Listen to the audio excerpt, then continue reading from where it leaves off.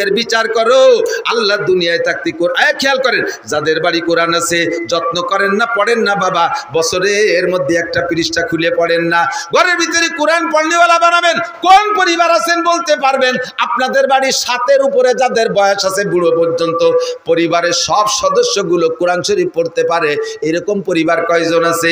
আল্লাহর ফজলে আমার পরিবারের ভিতরে শুধু আমার প্রতিবন্ধী ছেলেটা ছাড়া আর আমার ওই নাতি ছেলে 2 বছর বয়স, এছাড়া বাকি আমার পরিবারের সব কোরআন শরীফ পড়তে পারে। 4টে ছেলে 1টা মেয়ে আমার হাফেজ হয়ে গেছে। রমজানে তারা কয়েক খতম কোরআন পড়ে, আমি কোরআন পড়ি। আমার ওয়াইফ ও সংসারের হাজারো কাজের ভিতরে বছরে 1টা 2টা কোরআন খতম করে। আপনি কোরআনের সম্মান করবেন, কোরআনে আপনারে সম্মান দেবে। কোরআনে আপনারে সম্মান দিলে ভাতের অভাব হবে না, চাকরির অভাব হবে না, ব্যবসায় মার খাবেন না, খেত খামারে মার খাবেন না। কোরআনকে আপনি সম্মান করবেন। আল্লাহর নবী বলেন, মান জাআলাল কুরআনা আমামাহু কাদাহু ইলাল জান্নাহ। যে ব্যক্তি কোরআনকে সামনে রাখে, দুনিয়ায় কোরআনে তারে সম্মানিত করে, আর আখিরাতে কোরআনের রাহবারি কইরা হাসরের মাঠে বলবে, এ জামাল আমার সাথে আসো, কামাল আমার সাথে আসো, খালেক মোল্লা আসো, লালটু আসো, বল্টু আসো, জুয়েল আসো, টুয়েল আসো, এ টুলুলুলু আমার সাথে আয়, ডলি বলি জরিনেছো কিনা আমার সাথে আয়। তোরা দুনিয়ায় আমার এই আমি কোরআন রে পড়েছিলি, সম্মান করেছিলি, আয় জান্নাত খুঁজে পাচ্ছিস না, আমি তোদের রাহবারি করে জান্নাতে পৌঁছাইয়া দেব। আল্লাহু আকবার। আমান জালাল কুরআনা কলবা জারিহি। আর যে ব্যক্তি কোরআনকে পিছে রাখবে, সাকা গুইলান নার, হাসরের মাঠে ওই কোরআনও তোমার পিছনে থাকবে। বিশাল লাঠি হাতে নিয়ে কোরআনে বলবে, আয় আমি তোর পিছনে আছি। ওয়াসিকাল্লাযীনা কাফারু ইলা জাহান্নামা যুমারা। ফেরেশতারা সাথে থাইকা কোরআন রে আল্লাহ বডি বানায় দেবে, তার হাতে একটা লাঠি দেবে। কোরআনকে দুনিয়ায় যারা পিছে রাখছেন, পড়তে চান নাই, সম্মান করেন নাই, খেয়াল করে না, পড়তে চান নাই, সম্মান করেন নাই, ইজ্জত করেন নাই, কোরআনের গায়ে জামা দেন নাই, ঘরের ভিতরে ভালো জায়গা রাখেন নাই, সন্তানদেরকে ভালো কোরআন পড়া শেখান নাই, নিজে কোরআন পড়তে শেখেন নাই। এমনকি যদি কোরআন পড়ার জন্য একটা ছেলেরে বাজেট করেন যে এই ছেলেটারে হুজুর বানাবো, সেটা কোনটা? যেটা বেরেনি উঠা না, যেটা চেহারা ভালো উঠা না, যেটা জুয়ন ভালো ওইটা না, বাইটিয়ে খাটো, ঠ্যাং খোড়া, চাই দক্ষিণ দিক, দেহে উত্তর দিক, চোখ কানা, অন্ধ, পঙ্গু, গলা শূন্য, পেট মোটা, মাথা সাইকেলের সিটির মতো 3 কোনা, আটা দেয় রাস্তায় দিয়ে চলে যায় খালের মধ্যে। আব্বা তুমি হক্কানি হুজুর হইয়া সঙ্গে খুঁজে দেখেন, 2-1 জন আছে আলাদা। আমরা সব কয় ভাই আমি আমার তো নিজের অবস্থার পার্শ্ব করে আদায় করতে আলহামদুলিল্লাহ। আমার আর ভাইগুলো খুবই সুন্দর, হ্যান্ডসাম, সুটম্বডির অধিকারী। তা আমার আব্বা ওই পার্সিয়ালিটি হয়ে যায় নাকি, এই জন্য সাইডারে হুজুর বানাইছে, যাতে কিয়ামতে আব্বা ধরা না পায়। কিয়ামতের ময়দানে সন্তান আপনার বিপক্ষে মামলা দেবে। শুনছেন না হুজুরকে কাছ থেকে? সন্তানে বলবে, রব্বি ইন্না কওমি রব্বি লা, কি বলে, রব্বানা আরিনাল্লাযাইনি আদাল্লানা মিনাল জিন্নি ওয়াল ইনস।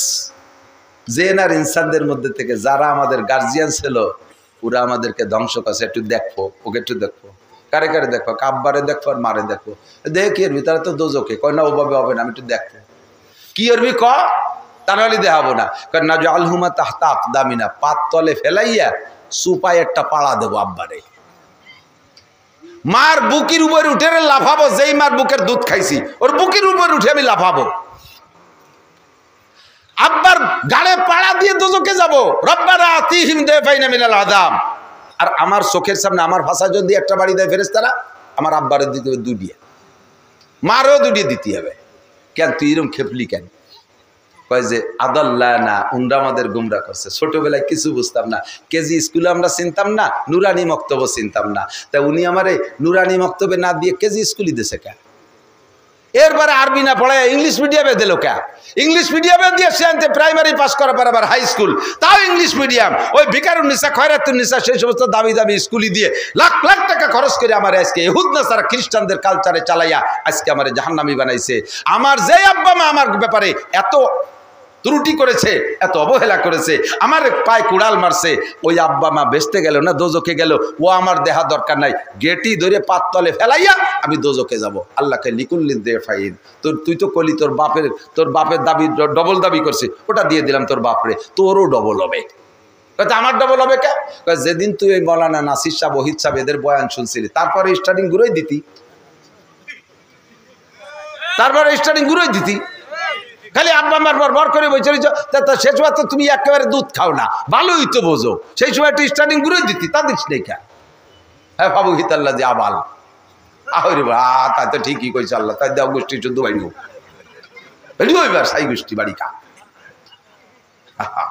যেই সন্তানকে মোহব্বত করিয়া আজকে আপনি উল্টো দিক চালাচ্ছেন, আল্লাহর কসম, আল্লাহর কোরআন যদি সত্য হয়, আয়াতের তরজমা সত্য, কিয়ামতে দেখবেন হেরে যাবেন। IABM পাস করাতে কোনো গুনাহ নাই, কোনো গুনাহ নাই, কিন্তু শুরুতে তাকে আসল মানুষ বানানোর সবকটা দিয়ে দেন আগে। এই যে সমস্ত নুরানি মাদ্রাসা না, আল্লাহর রহমত, এগুলো আসমান থেকে নতুন রহমত নাজিল হয়েছে, বলেন আলহামদুলিল্লাহ। এখানে ছেলেরা মেয়েরা 3 বছরের ভিতরে ক্লাস 5 পর্যন্ত লেখাপড়ার এমন যোগ্যতা অর্জন করে যা আপনার হাই স্কুলে ক্লাস 10 আলারাও তাদের সাথে অনেকের সাথে মুখ পাততে পারবে না। হাতের লেখা টাইপের মতো, ইংরেজি, বাংলা, আরবি সবকিছু হাতে লেখা, আর দ্রুতগামী ওই রকম, খুব দ্রুত লেখক, এভাবে top top top top top করে লিখে দিচ্ছে, চকচক করতেছে অক্ষরগুলি, একটা অক্ষরের কোনো মাপ জপের মধ্যে খাটো বড় নাই। 60টি মাসলা, নামাজের 60টি মাসলা মুখস্থ করতেছে, 40টি হাদিস তরজমা সহ মুখস্থ, নামাজ ভাঙ্গার কারণ, অজু ভাঙ্গার কারণ, সব কিছু, পায়খানা যার দোয়া, ঘুমানোর দোয়া, খাওয়ার দোয়া, শোয়ার দোয়া, বিয়ে হওয়ার দোয়া, বউ নিয়ে ঘুমানোর দোয়া, সব দোয়া ওই জায়গা থেকে পড়াই দিচ্ছে। সবকিছু শিখে যখন মুসলমান হয়ে গেল, এরপরে কলেজে পড়ান, বিশ্ববিদ্যালয়ে পড়ান, ডাক্তার বানান, ইঞ্জিনিয়ার বানান, কোনো দোষ নাই। আপনার সচিব ছেলে আপনার জানাজার ইমামতি করবে, আপনার ডিসি ছেলে আপনার জানাজার ইমামতি করতে পারবে, আপনার এসপি সন্তান আপনার জানাজার ইমামতি করতে পারবে। তারে সেই যোগ্যতাটা গোড়ার থেকে দিলে সে ডিসিএসপি হলেও কোনোদিন ঘুষের টাকায় হাত দেবে না, হারাম খাবে না, কারণ কোরআনের ফোকাস যার ভিতরে আছে, কোরআন যার মধ্যে আছে, ঘুষের টাকায় হাত দেওয়ার সময় হাতের মধ্যে কোরআনে যাইয়া হাতটা এটাই নিয়ে ধরবে। ডিসি সাহেব এই টাকা ধরা যাবে না, জজ সাহেব এই টাকা ধরা যাবে না, দারোগা সাহেব এই টাকা ধরা যাবে না। এরকম ডিসিএসপি জজ আমার কাছে শতাধিক জানা আছে আল্লাহর রহমতে, যারা 1টি টাকা ঘুষ খায় না, 1টি টাকা ঘুষ খায় না, এবং একজনে ডিপার্টমেন্টে চাকরি করে, একজন আর একজনের টাকার চাও খায় না। এক এসপি সাহেব ওসি সাহেবের কাছে গেছে, আমার পরিচিত এক এসপি, ওসিরও আমি চিনি, এসপি সাহেব ওসি সাহেবের কাছে গেছে বিশেষ প্রয়োজনে, মানে ওই থানা তদন্ত করতে গেলে এসপি সাহেব যদি ওসি সাহেবের ওখানে যায়, তাহলে ওসি সাহেব কি পরিমাণ শ্রদ্ধা করবে না। উনি হলো ডিস্ট্রিক্ট প্রধান, উনি হলো থানা প্রধান। তো বলছে চা নিয়ে আসতি, স্যার স্যার চা নিয়ে আসি, না না না না আমি চা খাবো না, স্যার একটু খান, আমার টাকা দেখাচ্ছে, না না মোটেই খাবো না, আমি চা খাই না। কারণ এসপি সাহেবেরও সন্দেহ আছে ওসি সাহেবের টাহার উপরে, তাই উনি খাবে না, খাইলই না। আরে এই এসপি সাহেব রাত্রে এক রাতে তাহাজ্জুদ মিস নেই। আমার কাছে কয়েকজন দারোগা আছে, যেই দারোগারা একটা রাতে তাহাজ্জুদ মিস করে না। আমারও অনেক রাত ছুটে গেলে যেতে পারে, কিন্তু উনাদের তাহাজ্জুদ ছোটে না, 1 টাকাও ঘুষ খায় না। এমন চরিত্রের অধিকারী অফিসার আছে আল্লাহর রহমতে। কাজে ইংরেজি বাংলা পড়া দোষ না, দরকার হলো শুরুতে তাকে কোরআনের সবক দিয়ে দেওয়া। কথা কন, মান জালাল কুরআনা আমামাহু কাদাহু ইলাল জান্নাহ ওয়া মান জালাল কুরআনা খালফা যারিহি সাকাহু ইলান নার। যে ব্যক্তি কোরআনকে সামনে রাখবে, আজকে আমি একটা কাজ করি দোস্ত, খেয়াল করেন, হাসরের মাঠে সব মানুষ কিন্তু ন্যাংটা হয়ে উঠবে। একটু নড়াচড়া দেখলাম না যে ঘটনা, কি শোনেন নাই না? হাসরের মাঠে উঠবেন না আপনারা, নাকি যে যে কবর আছেন ওই জায়গায় গাতি বেরি পড়ি থাকবেন? না পারবো না উঠতি, থাকতেই পারবা কাকা? আল্লাহকে নুকরি জুকুম তাকরুজু না, তোমার বেরোতি কবে আমার জামাল কামাল লালটু বল্টু কিডা কোন বাগানে আছে শুয়ে, আমি তো মেলা দিন আগে তোরা মরে গেছিস আমার মনে নাই, কিডা কোয়ানে আছে উঠে আল্লাহ এই কবে নাকি? আল্লাহ কবা নুকরি জুকুম তার তা নুখরা, আমি বের করে চলবো, 87 টেনে বের করবো। এবার বেরোবেন কিভাবে? দুনিয়ায়ও বেরোইছিলেন যেভাবে, হাসরের মাঠেও সেভাবে বেরোবেন। দুনিয়ায় মায়ের পেট থেকে বেরোইছেন তো যুব্য ভরিয়ে, পাগড়ি ছিল না মাথায়, ন্যাংটা হয়ে বেরোন নাই, হাসরের মাঠেও ন্যাংটা হয়ে উঠবেন, হাসরের মাঠে ল্যাংটা হয়ে উঠবেন। লজ্জায় মরে যাচ্ছে সিদ্দিকা আয়েশা রাদিয়াল্লাহু তাআলা হুজুরের কাছে এই হাদিস শুনে, হুজুর আমরাও ন্যাংটা হয়ে উঠবো, আমাকেও পরনে কাপড় থাকবে না? কি কয় হুজুর? জানেন আমরা তো এক ফ্যামিলির, আব্বা মা, আমরা ভাই বোন ছেলে মেয়ে, আপনার আমরা একসাথে এক জায়গায় গিয়ে থাকবো, তে সবাই ল্যাংটা থাকলে কেমন দেওয়া যাবে? হুজুর কয় আয়েশা ওই সময় পরনে কাপড় থাকবে না ঠিক, কিন্তু কের সতরের দিক আর কে দেখার হুঁশ থাকবে না। বাগে যদি দাওয়া শুরু করে আর এই লুঙ্গি যদি বাবরা গাছের সাথে বাঁধিয়ে ফতে থাইয়ে যায়, সে সময় কি লুঙ্গি চিনতে থায় মাথায়? বাগরে কি কওয়া যায় যে তুই একটু শরীর দ্বারা লুঙ্গিটা নিয়ে নেই? বাগে দাবড় দিলি লুঙ্গি খুলে গেলে যেমন লুঙ্গি নেওয়ার কথা মনে থাকে না, হাসরের মাঠটা এর চাইতে 1,00,000 বাগে দাবড়ালি যেমন হবে তার চাইতে ভয়ানক হবে। উলাঙ্গাই উঠবেন। এরপরে আল্লাহ তাআলা কাপড় পরানো শুরু করবে। সর্বপ্রথম কাপড় পরাবে হযরত ইব্রাহিম আলাইহিস সালামকে, যেহেতু নমরুদ তাকে উলাঙ্গা করে আগুনে ফেলাইছে। আল্লাহ এরপরে আমাদের নবী সাল্লাল্লাহু আলাইহি সাল্লামকে পড়াবেন সবার আগে, বাকিদের ভিতরে ইব্রাহিম আলাইহিস সালাম সবার আগে। আর আপনারা যারা আজকে একটা আমল করবেন এর বদৌলতে আল্লাহ তাআলা আপনাদেরও প্রথম কাতারে পোশাক পরাই দেবে। যাদের বাড়ি কোরআন শরীফ আছে, যাদের বাড়ি কোরআন শরীফ আছে আপনাকে বাড়ি কয় যে না ও পড়ার বয়তে মসজিদে জুমা দিয়েছি, অনেকে আছে কয় যে ওই ইজ্জত করতে এনে সম্মানত করি না তাই মসজিদে দিয়েছি। আপনাদের বাড়ি কোরআন শরীফ কি 2-1খান হলেও আছে? যাদের বাড়ি কোরআন শরীফ আছে অবশ্যই ভালো কাপড় নাই কোরআনের গায়ে। মহিলারা হয়তো কুটি খেতা, সায়াত তেনা, পুরন ব্লাউজ, বালিশ যেটা নালাতে আঠা হয়ে গেছে ওর তুলু অপারেশন করে ফেলাই দিয়ে ছুটাই দিয়ে খারে দিয়ে তার মধ্যে থুয়ে দিছে। ইদানিং তো শপিং ব্যাগ হয়েছে বাজারি ব্যাগের মধ্যে কোরআন শরীফ, অথবা পোলাপানের হাফ প্যান্ট ছিঁড়ে গেছে এক টাং খুলে ফেলাই দিয়ে আর একটা ট্যাঙ্গের মধ্যে ভরে থুয়ে দিছে। এই কোরআন শরীফে এই অপমান বেইজ্জতি না করিয়া 1 সপ্তাহের ভিতরে বাজারে সবচাইতে যে দামি কাপড় পাওয়া যায় ওই দামি কাপড় দিয়ে আল্লাহর কোরআনকে একটা জামা দেওয়া যাবে? কারা কারা দেখি অন্তর থেকে বলেন। যারা কোরআনকে জামা দেবেন আল্লাহ তাআলা কোরআনের দোয়ায় হাসরের মাঠে আপনাকে প্রথম কাতারে পোশাক পরাবে। আল্লাহ আপনাকে প্রথম কাতারে পোশাক পরাবে। সত্যি দেবেন তো?